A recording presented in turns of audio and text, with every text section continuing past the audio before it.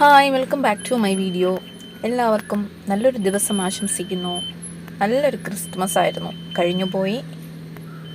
നമ്മുടെ പുതിയൊരു വർഷത്തിലേക്ക് നമ്മൾ പ്രവേശിച്ചിരിക്കുകയാണ്. നല്ലൊരു യാത്ര ചെയ്യാൻ പോവുകയാണ്. യാത്ര ഇഷ്ടമില്ലാത്തവരാരല്ലേ? എല്ലാവർക്കും യാത്രകൾ ഇഷ്ടമാണ്. എനിക്ക് വലിയ ഇഷ്ടമൊന്നും അല്ലെങ്കിലും അത്യാവശ്യത്തിനൊക്കെ യാത്ര ചെയ്യും. ഒരു അൺബോക്സിങ് വീഡിയോ ആണ്. ഒരു ബേബിക്ക് കിട്ടിയ ഒരു ഗിഫ്റ്റാണ്, അൺബോക്സ് ചെയ്യുവാണ്. വളരെ ഹാപ്പി ആയിട്ട് അത് അൺബോക്സ് ചെയ്യുവാണ്. എന്താണെന്നുള്ള എക്സൈറ്റ്മെൻറ്റിലാണ്. ഫ്രോക്കായിരിക്കും എന്ന് വിചാരിക്കുന്നു. ഫ്രോക്ക് തന്നെയാണ് കേട്ടോ. നല്ലൊരു ക്യൂട്ട് ബേബി ഫ്രോക്ക്. വളരെ സന്തോഷത്തോടെ മോനാണ് അത് പൊട്ടിക്കുന്നത്. ഞാൻ അതിൻ്റെ സപ്പോർട്ട് ചെയ്യുന്നത് മാത്രമേ ഉള്ളൂ കേട്ടോ. ഇപ്പം ആരെങ്കിലും നമ്മുടെ സമയത്ത് വളരെ വിഷമിച്ചിരിക്കുന്ന ആരെങ്കിലും ഉണ്ടെങ്കിൽ ഒന്ന് ഓർത്ത് നോക്കി, നമ്മൾ മുന്നോട്ട് പോയേ പറ്റൂ, റിയലി മുന്നോട്ട് പോയേ പറ്റൂ എന്ന ചിന്ത നമ്മുടെ മനസ്സിൽ കയറി കഴിഞ്ഞാലുണ്ടല്ലോ, നമുക്ക് കരയാനൊന്നും സമയം കാണത്തില്ല. നമുക്ക് ചുറ്റുമുള്ളവരുടെ കൂടെ നമ്മൾ സമയം സ്പെൻഡ് ചെയ്ത് വളരെ സന്തോഷത്തോടെ മുന്നോട്ട് പോകാൻ ശ്രദ്ധിക്കുക. നമ്മുടെ ചുറ്റുമുള്ളവരെ മാത്രം ഒന്ന് ചേർത്ത് പിടിച്ച് മുന്നോട്ട് പോവുക. അവരുടെ സന്തോഷങ്ങൾക്ക് കൂടെ നിൽക്കുക. അത് മക്കളാകാം, നമ്മുടെ ഫാമിലി മെമ്പേഴ്സാകാം, ആരും ആയിക്കോട്ടെ. നമ്മൾ അവരുടെ കൂടെ നിന്നാലേ നമുക്കും ഒരു സന്തോഷം ഉണ്ടാവുള്ളൂ, അവർക്കും ഒരു സന്തോഷം. അത് ചെറിയ കാര്യമാണ്, വളരെ ചെറിയ കാര്യമായിരിക്കാം. നമ്മെ പുഷ് ചെയ്യാൻ നമ്മൾ മാത്രമേ കാണത്തുള്ളൂ കേട്ടോ. നമ്മുടെ സന്തോഷത്തിന് വേണ്ടി നമ്മളത് ചെയ്തേ പറ്റൂ. അതുകൊണ്ട് കഴിഞ്ഞതൊക്കെ പോട്ടെ, just move on, continue your work. നന്നായിട്ട് നമ്മുടെ ജോലിയിൽ കോൺസെൻട്രേറ്റ് ചെയ്ത് നമ്മൾ മുന്നോട്ട് പോകുക കേട്ടോ. എങ്കിലും നമുക്ക് വിജയം ഉണ്ടാകത്തുള്ളൂ. എന്തായാലും ഗിഫ്റ്റ് അൺബോക്സ് ചെയ്ത് നല്ലൊരു ക്യൂട്ട് ഫ്രോക്ക്, പക്ഷെ വലുതാണ്, കുഴപ്പമില്ല, വളരെ ഹാപ്പിയാണ്.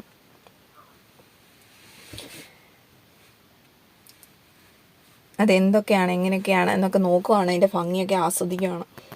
ഓക്കെ, നമ്മൾ എന്തായാലും ആരെയും പേടിക്കാതെ തല ഉയർത്തി നടക്കാൻ നമ്മൾ നോക്കണം കേട്ടോ.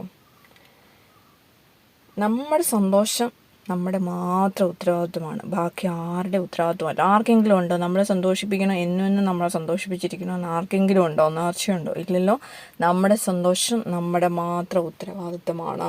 നന്നായിട്ട് ജീവിക്കുക, ലൈഫ് എൻജോയ് ചെയ്ത് ജീവിക്കുക. എത്ര മനോഹരമാണ് നമ്മുടെ ജീവിതം അല്ലേ? നമ്മുടെ മുന്നിൽ എല്ലാം ഉണ്ട്. അത് നമ്മൾ എങ്ങനെ വിനിയോഗിക്കുന്നു എന്നുള്ളതാണ് നമ്മുടെ വിജയം. അത് സമയമാകാം, സാധനങ്ങളാകാം, എന്തോ ആയിക്കോട്ടെ. നമ്മളത് മാക്സിമം നല്ല രീതിയിൽ ഉപയോഗിക്കുവാണെങ്കിൽ നമ്മുടെ ലൈഫ് വളരെ വളരെ ക്യൂട്ടാണ്. നമ്മളായിരിക്കുവാൻ ശ്രമിക്കണം കേട്ടോ. എല്ലാവരെയും പ്രീതിപ്പെടുത്താനൊന്നും നമുക്ക് സാധിക്കില്ല. അത് നമ്മുടെ ഉത്തരവാദിത്വമല്ല. അവർ വിഷമിക്കുമല്ലോ, ഇവർ വിഷമിക്കില്ല, അതൊന്നും നമ്മുടെ ഉത്തരവാദിത്വമല്ല. നമ്മളെ നോക്കി ജീവിക്കുവാണെങ്കിൽ നമ്മൾ ആഗ്രഹിക്കുന്നിടത്ത് നമുക്ക് എത്താൻ പറ്റും. നമ്മൾ ആഗ്രഹിക്കുന്നിടത്ത് എത്താൻ പറ്റുമോ എന്ന് ചോദിച്ചാൽ അതിനുവേണ്ടി നമ്മൾ ഹാർഡ് വർക്ക് ചെയ്തേ പറ്റൂ. നന്നായിട്ട് ഹാർഡ് വർക്ക് ചെയ്യുവാണെങ്കിൽ നമ്മൾ ആഗ്രഹിച്ചിടത്ത് എത്താൻ പറ്റും. നമ്മളെ ഓരോരുത്തരും ഡിമോട്ടിവേറ്റ് ചെയ്യാൻ ശ്രമിക്കും കേട്ടോ. അതൊന്നും മൈൻഡ് ചെയ്യേണ്ട. അത് അവരുടെ സ്വഭാവമാണ്, അത് അവരുടെ ഒരു നേച്ചറാണ്. അത് നമ്മൾ മൈൻഡ് ചെയ്യുകയേ വേണ്ട. നന്നായിട്ട് മുന്നോട്ട് പോവുക, നന്നായിട്ട് എൻജോയ് ചെയ്ത് തന്നെ മുന്നോട്ട് പോവുക കേട്ടോ. നമ്മുടെ വാല്യൂ നമ്മൾ തന്നെ മനസ്സിലാക്കണം. നമ്മൾ ചിലപ്പം ഹാർഡ് വർക്കറായിരിക്കാം, ലവറായിരിക്കാം, ലവബിൾ, കൈൻഡ്, ഒരുപാട് സ്വഭാവങ്ങളുണ്ട്. സമാധാനത്തോടെ എല്ലാം നമ്മൾ സമാധാനത്തോടെ കാര്യങ്ങൾ കൈകാര്യം ചെയ്യാനുള്ള കഴിവ് കാണും. ഇതെല്ലാം കാണും കേട്ടോ. എല്ലാം നമ്മുടെ കഴിവ് നമ്മൾ തന്നെ മനസ്സിലാക്കുക കേട്ടോ.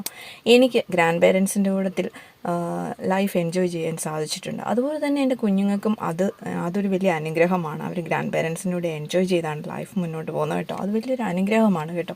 പേരൻസും ഗ്രാൻഡ് പേരൻസും ഒക്കെ നല്ലൊരു അനുഗ്രഹമാണ്. അത് ബ്ലെസ്ഫുള്ളാണ്. അത് ലൈഫിൽ പിന്നീടൊരു നല്ലൊരു ഓർമ്മയാണ്. അവരുടെ കൂടെ നല്ല രീതിയിൽ സ്പെൻഡ് ചെയ്തതും, കഥകൾ പറഞ്ഞതും, നടന്നതും, നിന്നതും, യാത്ര ചെയ്തതും എല്ലാം ഒരു ഓർമ്മയാണ്. നല്ലൊരു ടൈമാണ് കേട്ടോ. നല്ലൊരു ക്രിസ്മസ് കാലമാണ് കഴിഞ്ഞു പോയത്. ഒരു പുൽക്കൂടാണ്, നല്ല ഭംഗിയുള്ളൊരു പുൽക്കൂടാണ്.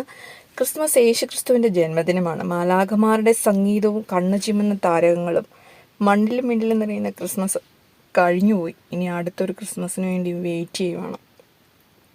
സ്നേഹത്തിൻ്റെ മഞ്ഞു പെയ്തിറങ്ങുന്ന ധനുമാസ രാവിൽ പാപത്തിൻ്റെ ഇരുളിൽ നന്മയുടെ വെളിച്ചം വിതറി അടുത്തൊരു ക്രിസ്മസിന് വേണ്ടി വെയിറ്റ് ചെയ്യുവാണ്.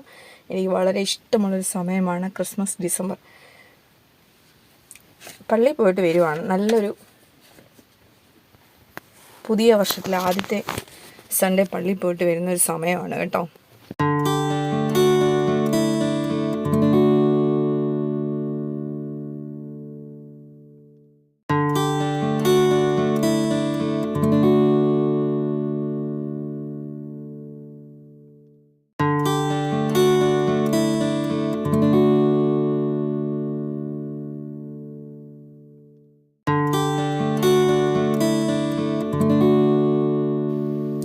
പുതിയ വർഷം, പുതിയ തീരുമാനം.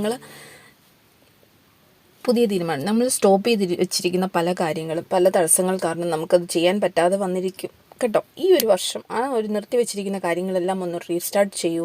നമുക്കത് ഹാർഡ് വർക്കിലൂടെ നമുക്കത് കംപ്ലീറ്റ് ചെയ്യാൻ സാധിക്കുമോ എന്ന് ശ്രമിച്ച് നോക്കൂ. പല കാര്യങ്ങളും, പഠനമാകാം, ജോലിയാകാം, ബിസിനസ്സാകാം, പല വീടിൻ്റെ വർക്കാകാം, പല കാര്യങ്ങളാകാം, എന്ത് കാര്യങ്ങളും ആയിക്കോട്ടെ, അത് നമ്മളൊന്ന് റീസ്റ്റാർട്ട് ചെയ്ത് നോക്കൂ. അത് ഈ വർഷം അത് സഫലമാക്കുവാൻ സാധിക്കും.